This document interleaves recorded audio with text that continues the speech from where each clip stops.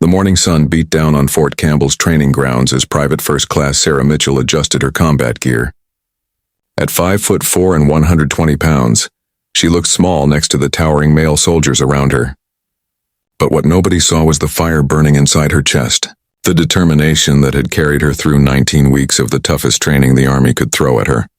Mitchell, the voice belonged to Sergeant Jake Thompson, 6 feet of muscle and arrogance. "You sure you can carry that pack? Looks heavier than you are," the other soldiers laughed. They always laughed. Sarah had heard it all before. Too small, too weak, too female. She bit her tongue and kept adjusting her equipment. Her father had taught her that actions speak louder than words. And today, she would let her actions do all the talking. This was supposed to be a routine joint training exercise with Navy SEALs. Fort Campbell had been selected to host the elite operators for a week of combined operations training. Sarah's unit would provide support while the SEALs demonstrated advanced combat techniques. Nobody expected anything to go wrong. Training exercises were controlled, safe, predictable. But life has a way of throwing curveballs when you least expect them. Sarah had joined the Army 2 years ago, right after her 21st birthday. Growing up in small-town Tennessee, she had watched her 3 older brothers all serve with distinction. When she announced her intention to enlist, the reaction at the family dinner table had been mixed. Her brothers laughed. Her mother worried. Only her father, a Vietnam veteran himself, had looked her in the eye and nodded with respect. "You got the Mitchell spirit," he had said simply. "That's all you need." But spirit didn't stop the comments. Spirit didn't prevent the sidelong glances. Spirit didn't silence the whispers that followed her through basic training and into her unit. Every physical training test, every obstacle course, every ruck march became a test, not just of her body, but of her will to prove she belonged. Sergeant Thompson was the worst of them. A decade older and built like a linebacker, he seemed to take personal offense at Sarah's presence in his squad. He never crossed the line into official harassment. He was too smart for that. But the little comments, the extra duties, the constant questioning of her abilities, it all added up to a clear message. "You don't belong here, listen up!" Lieutenant Colonel Marcus Webb's voice cut through the morning air. The commanding officer stood before the assembled troops, his weathered face serious. "The SEAL team will be arriving in 30 minutes. I want everyone on their best behavior. These men are the elite of the elite. Watch, learn, and show them that Army soldiers are just as professional." Sarah stood at attention with the others, but her mind wandered to the newspaper clipping in her pocket. She carried it everywhere, though nobody knew about it. The headline read, "Local woman saves 3 children from burning building." It was about her mother 25 years ago, before Sarah was even born. Her mother never talked about it, but Sarah had found the article in an old box in the attic. The apple didn't fall far from the tree. The SEALs arrived in a convoy of black vehicles, emerging like shadows despite the bright morning sun. There were 8 of them, each one looking like they had been carved from stone. Their leader, Chief Petty Officer Ryan Nash, shook hands with Lieutenant Colonel Webb, while the others surveyed the training ground with professional interest. "We'll be running a simulated village clearing operation," Chief Nash explained to the assembled soldiers.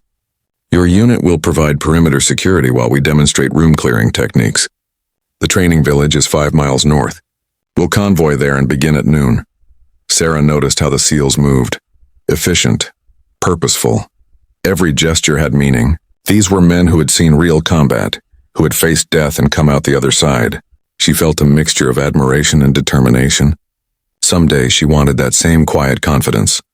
The convoy moved out 20 minutes later. Sarah rode in the 3rd vehicle with her squad, Sergeant Thompson driving while making jokes about how the SEALs probably needed Army babysitters to find their way around. Nobody laughed. Even Thompson seemed to realize his comments sounded hollow in the face of such obvious professionals. The training village sat in a valley surrounded by wooded hills. It was a collection of concrete buildings designed to simulate a Middle Eastern town. The Army used it for urban warfare training, and Sarah had been here twice before. But today felt different. Maybe it was the presence of the SEALs, or maybe it was the strange tension in the air like the calm before a storm. As the vehicles pulled into position, Sarah noticed something odd, a glint of light from the hillside. Then another. Her grandfather had been a hunter, and he had taught her to read the woods to notice when something didn't belong. Those glints looked like Contact left. The shout came from one of the SEALs just as the first explosion rocked the lead vehicle. The training exercise had just become terrifyingly real. This wasn't simulation. Someone was attacking them with live ammunition. Sarah dove behind her vehicle as bullets sparked off the armor. Her training kicked in automatically. Find cover. Return fire. Protect your position. But this wasn't supposed to happen. Not here, not on American soil. Fort Campbell was in Kentucky, hundreds of miles from any combat zone. Who was shooting at them? Ambush! Ambush! Sergeant Thompson's voice cracked with panic. Sarah had never heard him sound afraid before. It was almost more shocking than the attack itself. The SEALs reacted like the professionals they were. Even caught off guard, they moved with lethal precision, returning fire and maneuvering to better positions. Chief Nash barked orders while his men laid down suppressing fire, but they were pinned down in the valley, surrounded by attackers on high ground. Sarah heard the distinctive crack of sniper rifles from at least 3 positions. Whoever these attackers were, they had planned this carefully. They had known about the training exercise, known the route, known exactly where to hit them for maximum effect. "We need to get to those buildings," Chief Nash shouted over the gunfire. The concrete structures of the training village offered the only real cover, but they were 50 yards away across open ground. It would be a deadly sprint. Sarah watched as 2 soldiers from her unit tried to make the run. They made it halfway before one of them spun and fell, clutching his leg. The other dragged him to minimal cover behind a small concrete barrier, but they were trapped, taking fire from multiple directions. This was real. This was happening, and people were going to die unless someone did something. "Mitchell, get on that radio and call for backup." Thompson screamed at her, his face pale with fear. But Sarah had already tried. The radio was dead, either jammed or damaged in the initial attack. They were on their own. The firefight intensified. Sarah counted muzzle flashes from at least 8 positions on the hillsides. The attackers had chosen their ambush site perfectly. Every avenue of escape was covered by intersecting fields of fire. It was a killing box and they were trapped inside it. Then she heard the sound that made her blood run cold. The whistle of an incoming mortar round. The explosion threw dirt and debris 30 feet in the air, landing dangerously close to the SEAL position. These weren't just random attackers. They had military weapons, military training. Who are these people? Someone shouted. Nobody had an answer. In the chaos and confusion, all that mattered was survival. Sarah pressed herself against the vehicle's tire, feeling the vibration of bullets impacting the armor just inches away. Her hands were steady on her rifle, but her mind raced. There had to be a way out of this. There had to be. Then she heard the scream, not of fear, but of pain. Real agonizing pain. She looked toward the SEAL position and saw 3 of them down, blood pooling beneath their bodies. Chief Nash was trying to drag one of them to cover, but he was taking fire from 2 directions. Something inside Sarah shifted. The fear didn't go away, but it transformed into something else. Purpose. Clarity. She thought of her mother running into that burning building. Sometimes you don't get to choose your moment. Sometimes the moment chooses you. But as she prepared to move, Sergeant Thompson grabbed her arm. "Don't even think about it, Mitchell. You'll just get yourself killed. You're too small, too weak. You can't help them. Too weak." The words echoed in her mind. They had called her too weak in basic training. Too weak in combatives training. Too weak every single day since she put on the uniform. Maybe they were right. Maybe she was too weak. But weakness had nothing to do with size. And strength. Strength came from places deeper than muscle. The firefight raged on, and Sarah Mitchell was about to make a decision that would change everything. Sarah ripped her arm free from Thompson's grip, her eyes blazing with a fury he had never seen before. "Those men are dying, Sergeant. I'm not going to sit here and watch it happen." "It's suicide," Thompson shouted back. "The crossfire will cut you down before you make it 10 feet. But Sarah wasn't listening anymore. She was watching the hillside, studying the pattern of muzzle flashes. Her grandfather had taught her to hunt deer by learning their patterns, their rhythms. These shooters had a rhythm too. 3 seconds of sustained fire, then a 2-second pause to acquire new targets. 3 seconds on, 2 seconds off. It wasn't much, but it might be enough. Chief Nash was still trying to drag his wounded teammate, leaving a trail of blood in the dirt. 2 other SEALs were down near him, one clutching his shoulder, the other not moving at all. They were completely exposed, taking sporadic fire that kicked up dust clouds around them. Without immediate help, they would die. It was that simple. Sarah stripped off her heavy pack, keeping only her rifle, ammunition, and medical supplies. Every pound mattered now. Speed would be her only armor. She looked at the 50 yards of open ground between her position and the wounded SEALs. 50 yards. In high school, she had run track. Her best time in the 100-meter dash was 13 seconds. 50 yards was about 45 meters. She could cover it in 6 seconds if she pushed hard. 6 seconds. In a firefight, that was a lifetime. Mitchell, I'm giving you a direct order. Thompson's voice was desperate now. Stand down. Sarah turned to look at him one last time. Court-martial me later, Sergeant. If we survive. She waited, counting the rhythm. 3 seconds of fire. 1 Mississippi, 2 Mississippi, 3 Mississippi. Then the pause. She exploded from cover, her legs pumping harder than they ever had in any training exercise. The world narrowed to a tunnel.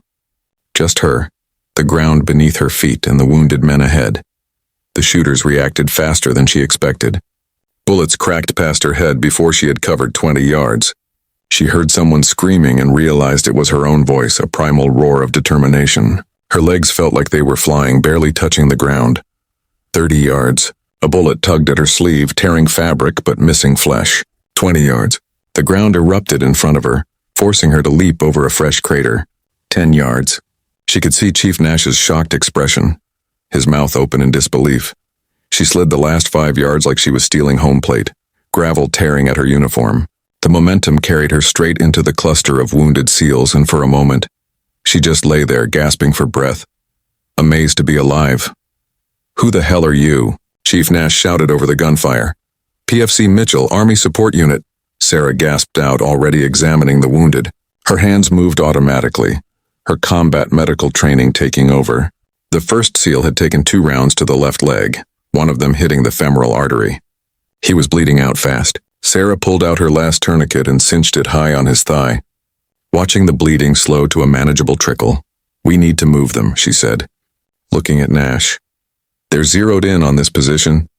No kidding, Nash replied, firing a burst at the hillside. But where? We're sitting ducks anywhere in this valley. Sarah's mind raced.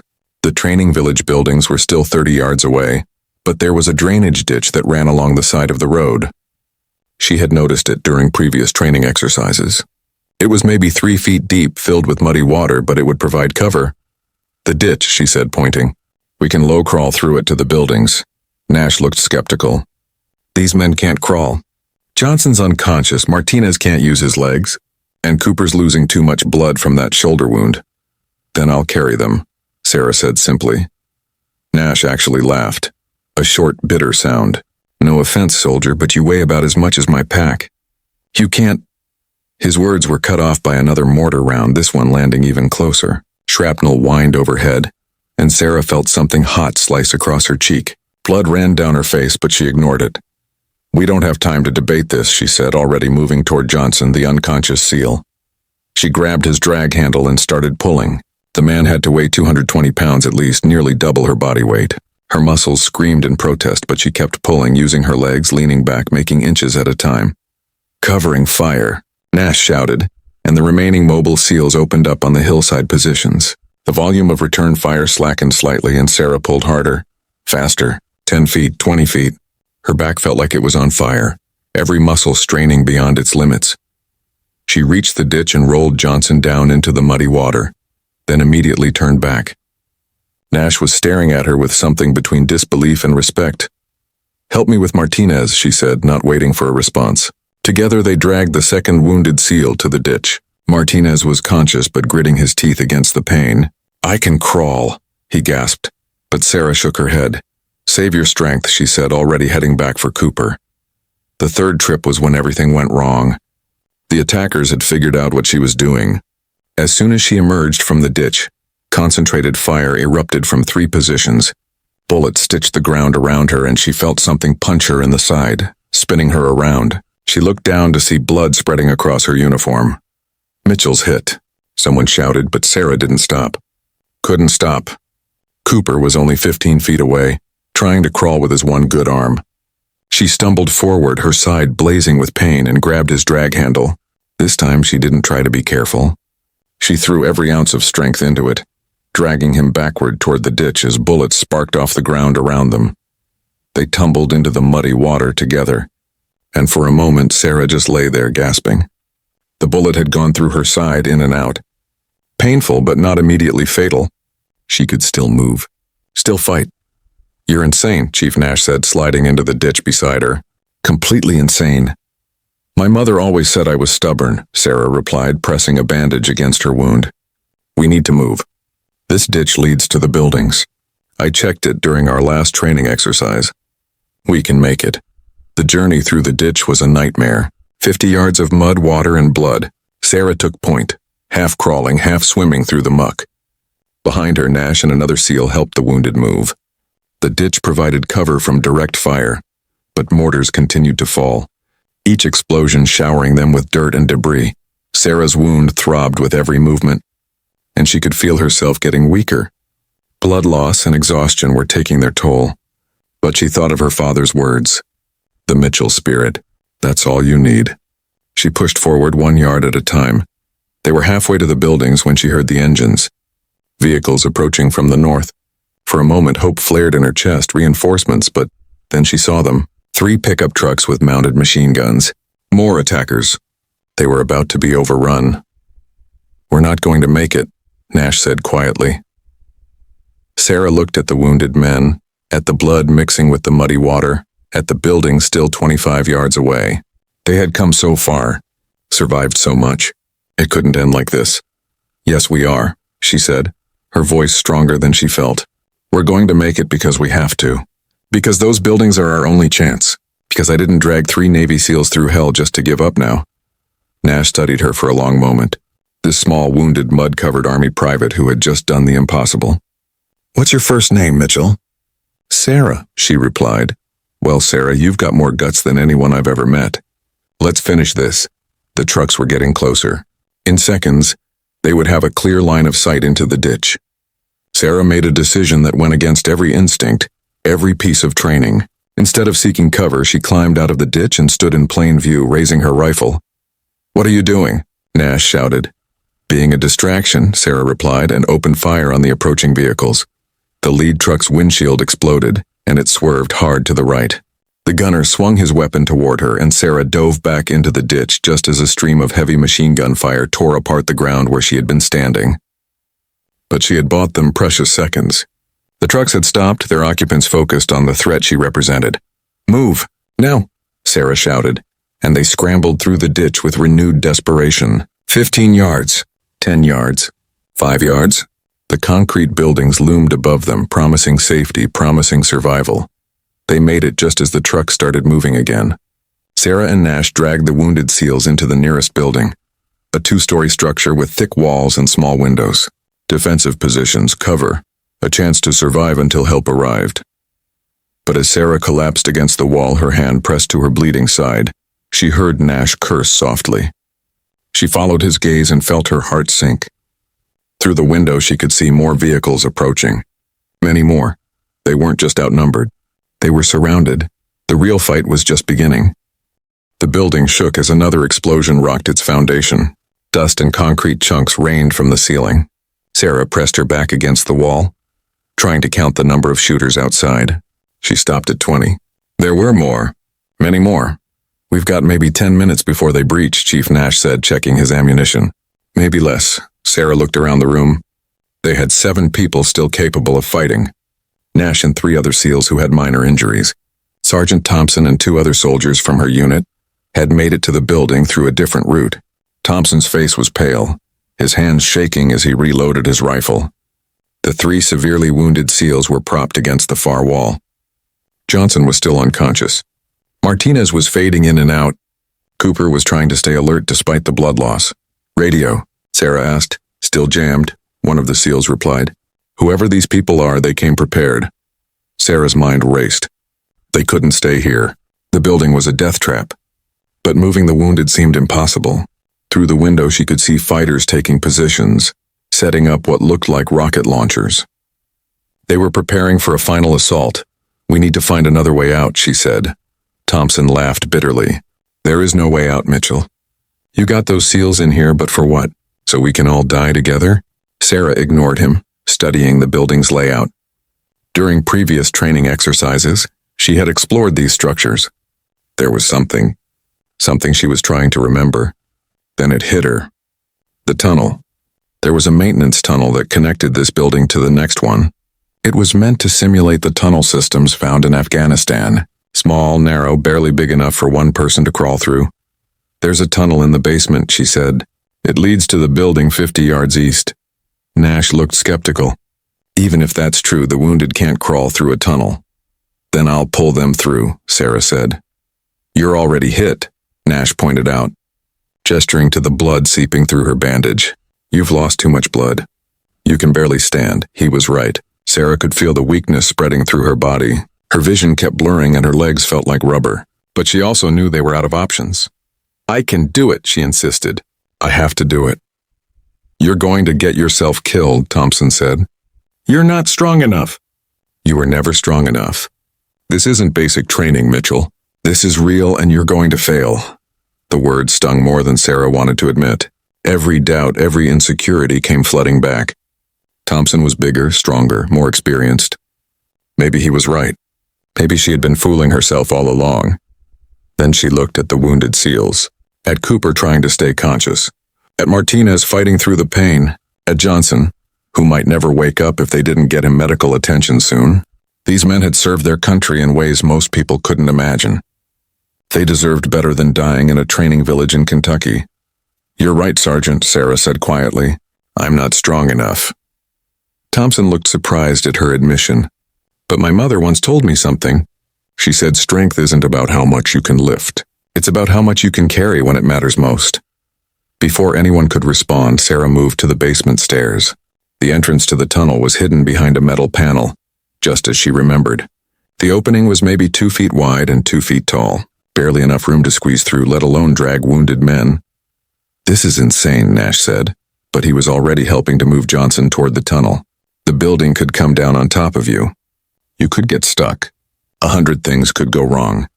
Then we better hurry, Sarah replied. She went first, testing the tunnel. It was pitch black inside, the air stale and thick. She had to belly crawl, using her elbows to pull herself forward. Every movement sent fire through her wounded side. The tunnel seemed to go on forever, but finally she saw light ahead. The other building, empty and unguarded, at least for now. She crawled back, her uniform now soaked with blood and sweat. It's clear. Maybe 75 yards total. 75 yards dragging dead weight through a tunnel while wounded, Thompson said. It's impossible. Shut up, Thompson, Nash said sharply. Unless you have a better idea or want to volunteer yourself. Thompson fell silent. Sarah rigged a makeshift harness using belt straps and rope. She would attach it to each wounded man and pull them through one at a time. It would be slow, agonizing work, but it was their only chance. She started with Johnson, the unconscious SEAL. Attaching the harness to his vest, she backed into the tunnel, pulling him behind her. The first 10 yards weren't too bad. Her adrenaline was pumping, masking the pain. But by 20 yards, her muscles were screaming. By 30 yards, she could barely breathe. The tunnel seemed to be closing in, getting smaller, tighter. Her wound had reopened, blood making her hands slippery. She could hear explosions above, felt the tunnel shake. They were running out of time. She thought about her father, about his service in Vietnam. He had once told her about carrying a wounded friend 2 miles through jungle to a medic station.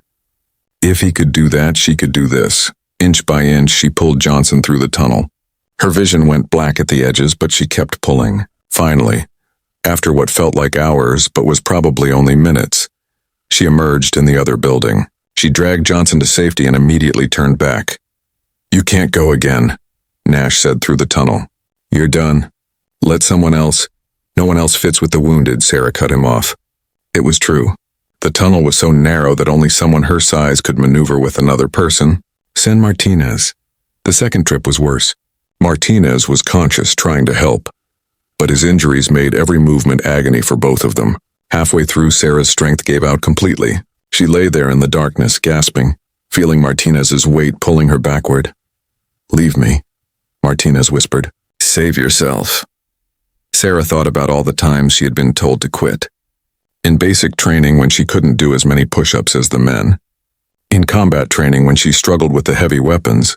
Every day when someone like Thompson reminded her she didn't belong. "SEALs don't leave people behind," she gasped. "Neither do I." She found strength she didn't know existed, pulling from some deep reserve. They made it through, both of them crying from the effort and pain. One more, just one more. Cooper was the hardest.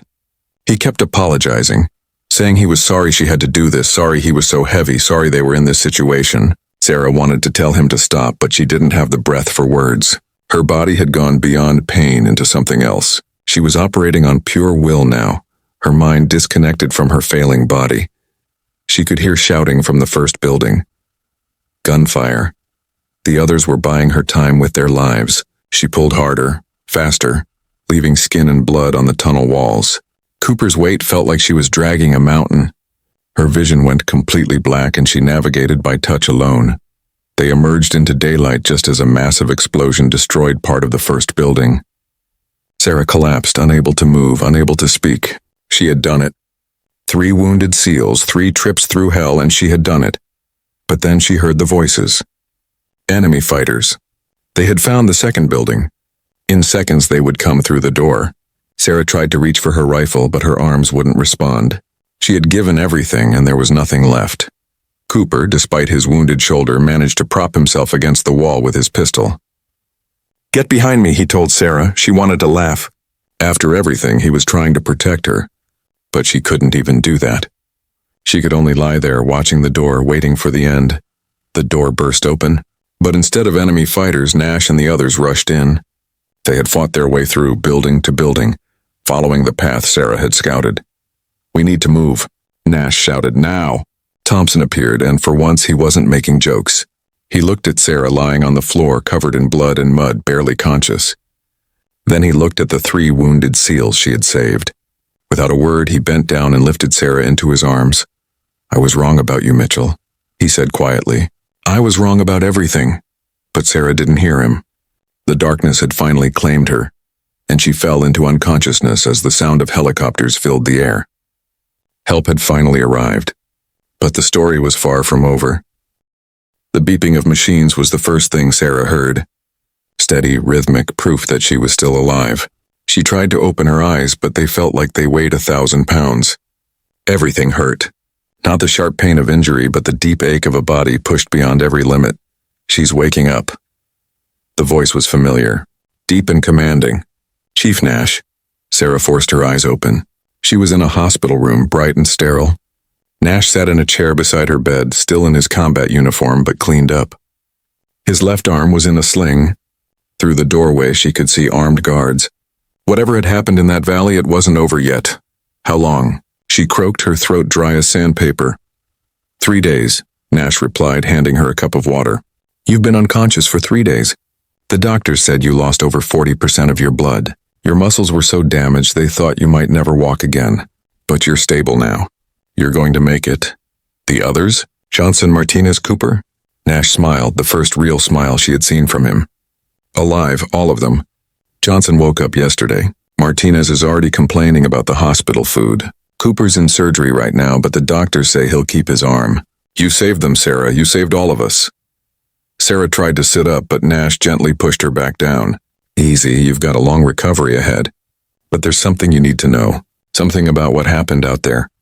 He pulled his chair closer, lowering his voice. "The attackers weren't foreign terrorists. They were Americans. A militia group called the Silent Patriots. They believed the military had become weak, corrupted by political correctness. They specifically targeted this training exercise because they knew female soldiers would be present. They wanted to prove that women in combat roles made the military vulnerable." Sarah felt sick, and it had nothing to do with her injuries. "They attacked their own country's soldiers to prove a point? 23 of them are in custody. 7 are dead. Their leader, a former Marine named Derek Stone, had been planning this for 2 years. He had supporters inside Fort Campbell feeding him information. That's how they knew about the exercise." "But why tell me this?" Sarah asked. Nash leaned back. "Because what you did out there destroyed their entire narrative. A female soldier, the smallest person in the unit, saved 3 Navy SEALs. Dragged them to safety when everyone said it was impossible. The story's already spreading through military channels. Stone's followers are abandoning him. You didn't just save lives, Sarah, you proved them all wrong. Before Sarah could respond, the door opened. Sergeant Thompson walked in and Sarah tensed. But something was different about him. His usual swagger was gone, replaced by something she had never seen before. Humility. "Mitchell," he said, standing awkwardly at the foot of her bed. "I need to say something." Nash started to leave, but Thompson stopped him. "No, stay. I want witnesses for this."